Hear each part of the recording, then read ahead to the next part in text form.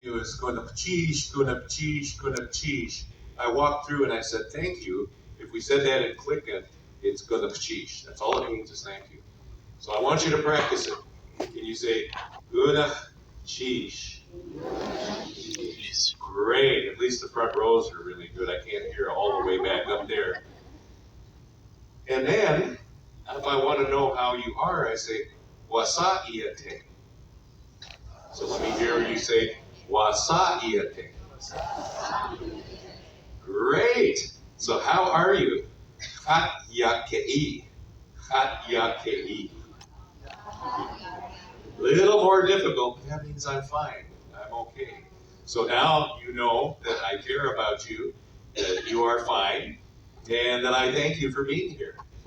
Then it's a little bit more complicated. If you grow up in Tlingit country, tribally, when we're very small, you already know who I am. So we use this to introduce ourselves to people that we don't really know. And it starts off with my Tlingit name, Dach Hudain. And I'm going to ask you to try and pronounce that, Dach Hudain.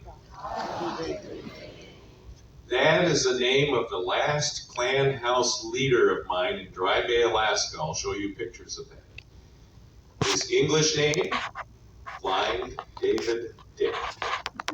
Anyone understand why he would be called Blind David Dick back in 1916, 17, or 18?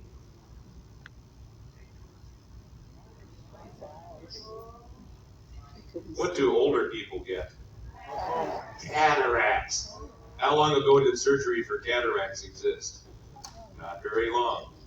And I appreciate a lot of the changes that have occurred because while I may have his name, I don't want to be Blind David Patrick or Blind Patrick Michael. So we say to introduce ourselves, Dach Hudain Yuchat Nuasak. My name is Patrick Anderson. And then we have to go a little bit further. So I say Chak Nahatsati. Chak is I am an eagle. That is my side of the Tlingit clans. Then I start with Shankukei Ayahat. That means I am a member of the Thunderbird clan. And we always honor our in-laws. Aliyut Yadi. My dad is Aliyut. I'll explain why a little bit later. Then you should be able to tell from looking at me who I am if you grew up in my culture. So I'm wearing a tunic. A lot of southern Tlingit wear blankets, but up near Yakutat Dry Bay, we wear tunics because it is an Athabascan influence. And on my front, I have our crest. This is the Thunderbird crest. It's fairly large. It takes a lot to beat it. Are there any beaters in the house? It's a lot of hard work, isn't it? I can't even see hands, so I don't know if there are any beaters in the house. I can't do it, nor can my clan do it. For a prominent person, we give the work to our in-laws. We distribute the funds, the resources, the income to our in-laws. If it's made for clan ownership, we call it At-U. At-U is our ceremonial regalia, and I'll show you a couple of examples of that in the Chilkat blanket. At-U is spiritual. It occupies a sacred space. It's a relationship for us. I'm also wearing moose hide boots. These happen to be smoked moose hide, which is a tanning process that was traditional, preserves the moose.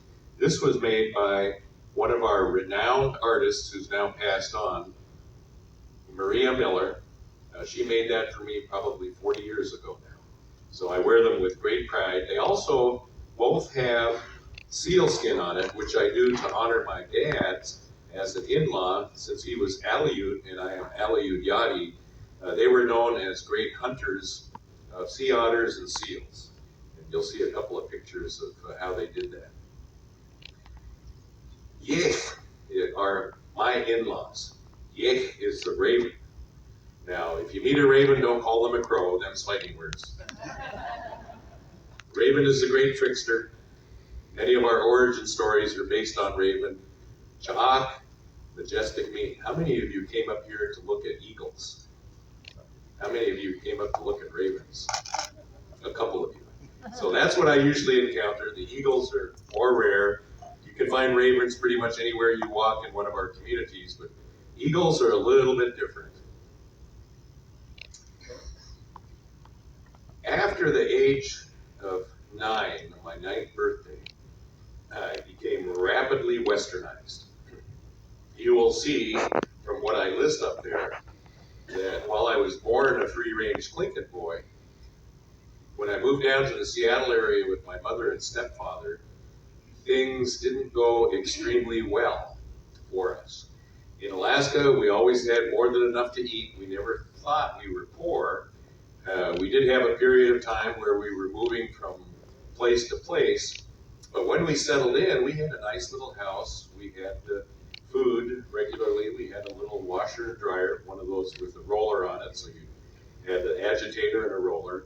And then if you had to really scrub it, then you had one of those little boards that you scrub the stains out of. From then, I ended up in an urban area where food was scarce, where I ended up being taken from my mother by the state of Washington. They didn't have foster parents for me, so they put me in the Seattle Youth Detention Center.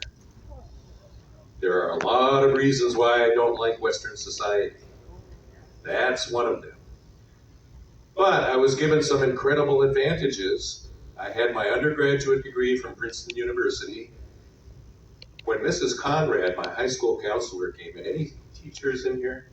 Any counselors? Oh, I love telling this story when there are counselors around. I really love Mrs. Conrad. She was my counselor for my first year, which was 10th grade.